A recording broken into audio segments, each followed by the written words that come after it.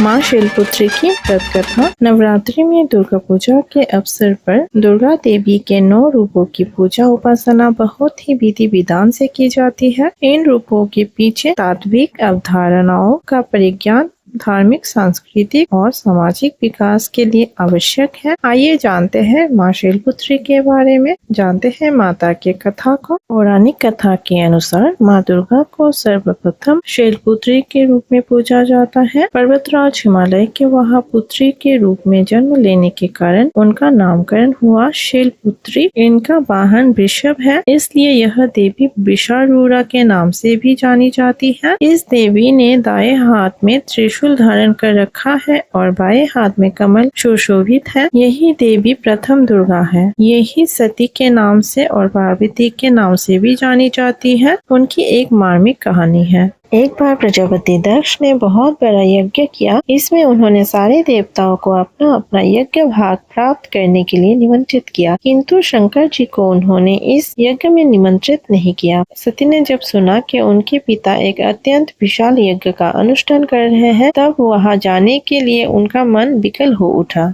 अपनी यह इच्छा उन्होंने शंकर जी को बताई। सारी बातों पर विचार करने के बाद उन्होंने कहा, प्रजापति दक्ष किसी कारणवश हमसे रुष्ट है। अपने यज्ञ में उन्होंने सारे देवताओं को निमंत्रित किया है, उनके यज्ञ भाग भी उन्हें समर्पित किए हैं, किंतु हमें जानबूझकर नहीं बुलाया है, कोई सूचना तक नहीं भेजी है। ऐसी स्थिति में तुम्हारा वहां जाना किसी प्रकार भी श्रेयकर नहीं होगा। शंकर जी के इस उपदेश से सती का आत्मज्ञान नहीं हुआ। पिता का यज्ञ देखने वहां जाकर माता और बहनों से मिलने की उनकी व्यग्रता किसी प्रकार भी कम ना हो सकी। उनकी प्रबल आग्रह देखकर भगवान शंकर जी ने उन्हें वहां जाने की अनुमति दे दी। सती ने पिता के घर पहुंचकर देखा कि कोई भी उनसे आदर और प्रेम के साथ बातचीत नहीं कर रहा है। सारे लोग मुंह फेरे हुए हैं। केवल उनकी माता ने स्नेह से उन्हें गले लगाया। बहनों की बातों में व्यंग्य और उपहास के भाव भरे हुए थे। परिजनों के इस व्यवहार से उनके मन को बहुत क्लेश पहुंचा। उन्होंने यह भी देखा कि वहाँ चतुर्दिक भगवान शंकर जी के प्रति तिरस्कार का भाव भरा हुआ है। दक्ष ने उनके पति भगवान शिव के लिए अपमानजनक वचन भी कहे। यह सब देखकर सती का हृदय शोक, ग्लानि और क्रोध से संतप्त हो उठा। उन्होंने सोचा, भगवान शंकर जी की बात ना मानकर यहाँ आकर मैंने बहुत बड़ी गलती की है।